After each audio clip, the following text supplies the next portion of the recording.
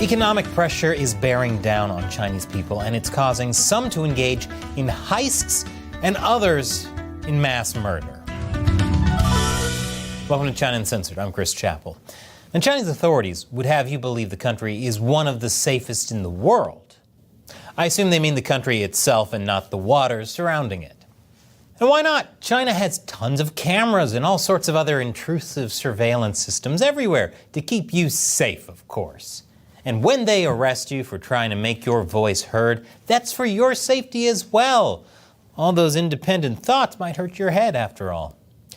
Chinese media have plied onto the message, adding that theft is no longer the top crime, replaced by drunk driving. How wholesome! That the number of serious violent criminal cases, such as explosions and murders, have been decreasing. And that China has effectively curbed the threat of terrorism through so-called comprehensive governance, ignoring, of course, any terrorism performed by the CCP itself. China's low crime rate constantly gets hammered home in state-run media. So that, it would seem, is that China is so safe, they only have human rights lawyers to hand out lengthy jail terms to. This unbelievable crime-fighting success, emphasis on unbelievable, is apparently not just a result of excellent governance, but also a specific dynamic that, as Chinese society develops and living standards improve, the overall crime rate, particularly common criminal offenses, will decrease, according to a Chinese researcher and security expert. And luckily, Chinese leader Xi Jinping said in May that China's development is unstoppable and that no force can contain China's growth and progress. Yep, its growth and progress is absolutely uncontainable. Now, as the Chinese researcher indicated, there is, in fact, evidence suggesting that economic growth, fueling improved living standards, can lead to lower crime rates. And vice versa. There's evidence suggesting that difficult economic times can lead to an increase in crime rates. Unfortunately, it's here that the official Chinese low crime wonder story starts to run into a little roadblock called reality. You see, the Chinese economy is not doing well at all. China's growth numbers might look good on the surface, especially if you believe them, but behind the numbers is an unstable economy in deep trouble, and it's taking a toll on the Chinese people. In fact, many feel like the country is in a recession. And I'd say you can't go off feels and need to stick to facts, but the facts are basically illegal in China, so feels are all they got. These days, many are having to settle for less pay, as dwindling opportunities and weaker wage growth have left people worse off than during China's boom years. Unsurprisingly, data covering Chinese attitudes towards the economy have found that people are growing pessimistic and disillusioned about their prospects, probably more of that cursed reality seeping in. And coincidentally, at the same time, accounts are rolling in of Chinese people in economic distress turning to crime. Which is crazy because crime is against the law in China, and criminals would never break the law. Last month, Chinese social media overflowed with comments about the case of an indebted gold shop employee in the northwestern region of Xinjiang who had reportedly been apprehended by local authorities. It was revealed that she had stolen about 100 pounds of gold jewelry over 3 years, amounting to a value of around $2.7 million. According to the local authorities, the employee had worked together with her boyfriend, who was also buried in debt, to swap the gold for lead blocks of equal weight, which somehow deceived inspectors during inventory checks. The story drew so much attention online that even the low crime touting Global Times decided to run with the story. But hey, so what? That's a crazy story, but it's just a one-off, right? Well, no. This is just one of many shocking gold heist stories that have swept through Chinese social media in recent months, causing Scrooge McDuck to be grateful he didn't build his vault in Beijing. For instance, this bizarre one from back in December, when it was reported that a miner had stolen about 68 pounds of gold from his parents and sold them for the equivalent of about $800,000. A feat which astonished one Weibo user who said that when I was a kid, I stole $1 from my parents and was chased for 2 blocks and beaten with a belt. Kids these days. There's also this gold theft from earlier this year that began when the owner of a cosmetic business opened her safe and was stunned to find 15 gold bars missing. Less than a day later, an expensive designer watch of hers was suddenly gone as well. The police investigation later concluded that her boyfriend, who had initially called the police on her behalf, was the perpetrator behind the crime. Which is shocking, but also commendable that a man turned out to be a literal gold digger. Way to break gender norms, you feminist criminal icon.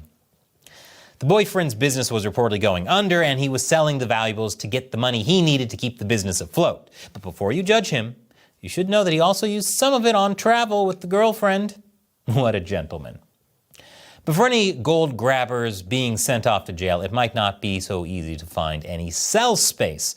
An article asking the question of why are jails packed this year recently went viral on Chinese social media. The article claimed that economic pressure, a new strike hard campaign, and a wave of new criminalization of activities that used to be legal had created a perfect storm leading to overcrowded Chinese prisons. I guess it's a good thing they got so much practice on all those human rights lawyers. The article was, of course, quickly censored, and there's little way of knowing if its overall claim about packed jails was true. But the other claims about economic pressure, crackdowns, and criminalization are certainly accurate. Sadly, economic pressure and financial distress also seem to have set the stage for something much worse than gold thefts and stacked jails. And that thing is violent crime. In July, a knife attack took place at a metro station in Shanghai, with 3 people sustaining injuries before the culprit was apprehended by police. Discussions of the attack garnered around 164 million reads on the Chinese social media platform Weibo, where some suggested that the stabber had been a stockbroker battered during China's $7 trillion market meltdown earlier this year. Remember the good old days of the Great Depression when ruined stockbrokers decided to off themselves instead of other people? Then, at the end of last month, an even more devastating tragedy struck Shanghai when shoppers at Ludu International Shopping Plaza in the southwestern part of the city suddenly found themselves part of a real-life horror scene as a 37-year-old man surnamed Lin entered the mall and went on a stabbing spree. Before Lin surrendered to local police, he had stabbed 18 people, 3 of whom died from their wounds. The next day, Shanghai police said that Lin had come to Shanghai with the aim of venting his anger due to a personal economic dispute, which I guess is a slightly better motive than the typical one Chinese police cite, revenge on society, which I did a whole episode on.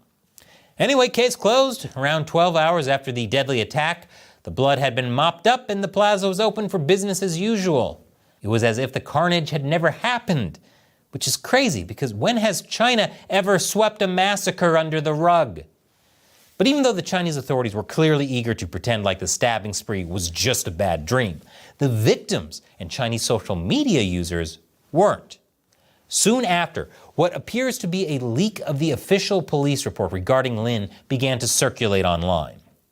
In it, Lin is described as a destitute worker that had come to Shanghai to find his boss, who owed him the equivalent of almost $5,700 in unpaid wages. Unable to locate the boss, Lin grew increasingly desperate and even had to sell his phone to scrape by. At the end, he decided to give up and instead take revenge against society using 2 knives that were among the last of his possessions. Former journalist and current affairs blogger Zhang Feng is one of the people that looked into the facts behind the tragedy, and in doing so, he made it clear on the multi-platform WeChat that he was in no way defending Lin's actions, but that it was still important to try to understand how such a tragedy could happen. Fortunately, few people in Lin's situation have acted out in the inexcusable way that he did. Unfortunately, there are many Chinese people in a similar situation as him. Just like some Chinese are struggling with personal debt and keeping their businesses afloat in China's ailing economy, countless Chinese workers are struggling with unpaid wages. But I don't know why they're so upset. Xi Jinping told them to embrace hardship. They can just eat patriotism and national loyalty. That's high in calories, right? Videos constantly pop up on Chinese social media of disgruntled workers confronting managers and bosses over low wages and unpaid salaries. Like this one from last year that ended in managers beating the workers that had demanded their wages. Man, it seems like the workers need to seize the means of production and overthrow the oppressive upper class. Oh, wait. For China's hundreds of millions of workers employed under comparable circumstances. It can be quite difficult to do much if they suddenly don't get paid. While China, in theory, has labor protection laws, they are poorly enforced, and there is a complete lack of independent and effective labor unions. Wait, there are no labor unions in communist China? I'd say they're doing communism wrong, except it ends this way every time, every single time. At the same time, local governments who oversee the enforcement of law and order are often on very good terms with the heads of local companies, which are known to invest heavily in such relationships by providing things like travel, dining, and entertainment for local officials. Doesn't bode well for workers if the manager they're confronting about unpaid wages is the entertainment and vacation sponsor of the police force that is about to arrive. And doesn't help that some of China's largest property developers, which are among the biggest direct and indirect employers of Chinese workers, have been unable to pay their creditors, let alone their workers, as construction projects have stalled. It's gotten so bad that even in China, which is well known for its tolerant attitude towards protests, struggling Chinese, from construction and factory workers to teachers and hospital staff, are trying to raise awareness of their plight and demand their rights by engaging in a growing number of labor protests. In fact, labor protests more than tripled in the fourth quarter of 2023 compared with the same period in 2022, according to rights groups. And such protests have continued to spread this year. That says a lot, considering that protesting in China can come with a high cost for the people involved. Boy, doesn't China seem like a safe, chill place to visit. The thing is that the struggling Chinese economy is not just putting tremendous pressure on Chinese people, it's also exposing major government failings. Failings that were hidden during the economic boom years when there was plenty to go around. But now, the party is over, and we're seeing the shortcomings of years of bad economic policies from the Chinese Communist Party. Focusing on large-scale industrial visions and allocating capital to lead and dominate modern science, technology, and innovation in the global system at the cost of China's workers and consumers on the ground. While this might have helped create so-called islands of technological dominance, these now exist in a sea of wider imbalances and troubles. China has a thing about causing trouble in seas, don't they? Troubles like a weak consumer confidence approaching an all-time low, and housing spending that is well below the global average.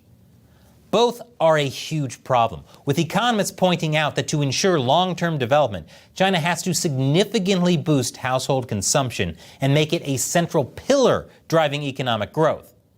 But under the CCP, China is clearly miles away from that mark, especially when workers that are supposed to contribute to that household spending literally have to take a beating to try to secure their wages, either from their employers or from the Chinese authorities.